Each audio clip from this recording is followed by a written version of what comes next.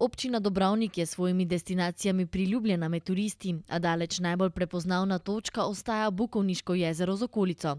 Gre za akumulacijsko jezero, ki je za občino velikega pomena, zato imajo s to naravno danostjo sonaravne načrte. Jaz upam, da takrat, ko so tisti, ki so se odločili za zadrževalnik Bukovniško jezero, da so vedeli, kaj pravzaprav delajo, sigurno pa niso vedeli, kaj se bo čez toliko let tukaj dogajalo. Torej, danes smo lahko hvaležni vsem, da imamo jezero, seveda pa tudi vsem tistim, ki v tem trenutku skrbijo za to okolje, varujejo to okolje in pravzaprav dajejo vso možnost torej nam občanom in pa vsem, ki prihajajo v to okolje neko, tisto prijazno okolje, ko govorimo o naravnem, kulturni dediščini, govoriva o Krajinskem parku Goričko, govoriva o okolju, kjer je najvišjega nacionalnega pomena, istočasno seveda posledično tudi občinskega pomena v smislu narave, v smislu tega, da pravzaprav to ohranjamo tako, kot je, vendar ga pozitivno izkoriščamo, se pravi tako za vsi tisti, ki tukaj živimo, ki tukaj nekako funkcioniramo, od vseh društev, od ribičev, gozdarjev, lovcev, turistov, torej vseh tistih, ki prihajajo v okolje, govoriva o drugih turistih, torej tudi o sprehajalcih, rekreacije, kolesarjih, tistih, ki pohodniki so tukaj, tudi gobarji.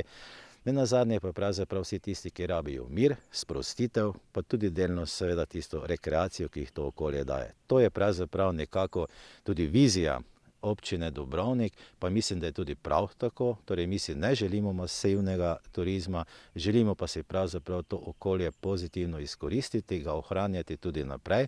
Zato pravzaprav pa tudi tako delamo počasi, vendar vztrajno.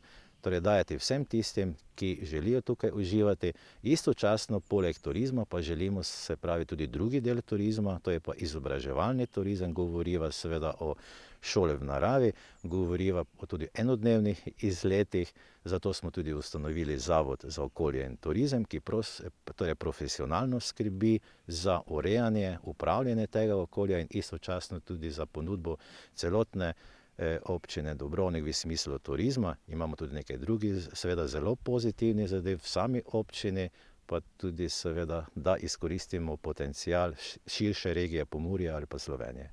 A Bukovniško jezero ni edino vodno bogastvo, ki ga ima občina Dobrovnik. Na dvignjenem predelu ob jezeru je namreč kapelica Svetega Vida in pod njo istoimenski studenec. O njegovi čudodelnosti so domačini prepričani od nekdaj. Po ustnem izročilu se je mnogim izboljšal vid ali so celo spregledali, če so si z vodo pri Svetem Vidu izpirali oči. Tudi zato in zaradi drugih blagodejnih učinkov je bilo zanimanje za to vodo med turisti vedno veliko. A občina Dobrovnik ne želi na vrat na nos prehitevati s stekleničenjem in prodajo te vode. Kaj pa nameravate s tem storiti? Kaj pa ideja o stekleničeni vodi ali kaj takega?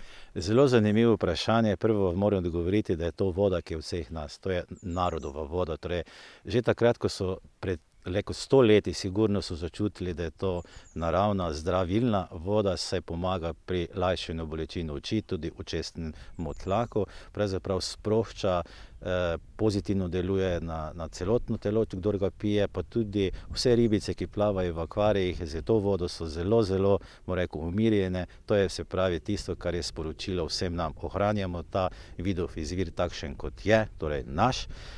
In drugo, kar je vprašanje, ali govorimo o stekleničenju vina v smislu, da bi iz tega izvira, ker to naj je tako, kot je. Sigurno pa je, da je v tem okolju pitne vode dovolj in se razmišlja o tem, vendar je treba zelo biti previden, da ohranjamo to, kar imamo. Ko enkrat naredimo napako v tem okolju, potem bo zelo težko popraviti, zato seveda se k takemu dobri ideji seveda že razmišljamo o tem, vendar še enkrat poudarjam, da je treba biti previden.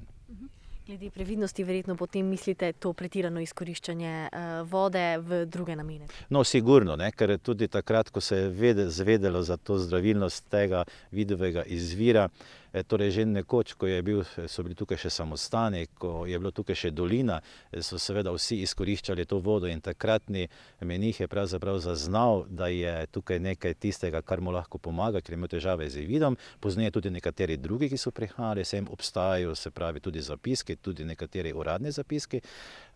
In seveda je bilo ogromno, če lahko tako rečem, trženja te vode vse povsod. nekako smo umirili, če lahko tako rečem, tudi obvarovali to okolje. Vsak ima dostop do vidovega izvira, torej vsak si lahko tudi natoči minimalno nekaj litrov, če lahko rečem 1-2 litra, to bomo tudi zapisano.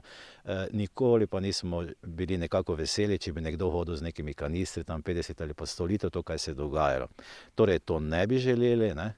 Želimo pa, da pač vsak si nekaj, bo rekel, kozarcev te zdravilne vode natoči oziroma tam zaužije in potem se sprehaja naprej. Bukovniško jezero in video izvir tako skupaj predstavljata priložnost za razvoj v občini Dobrovnik, a previden in v skladu z naravo, trdijo na občini.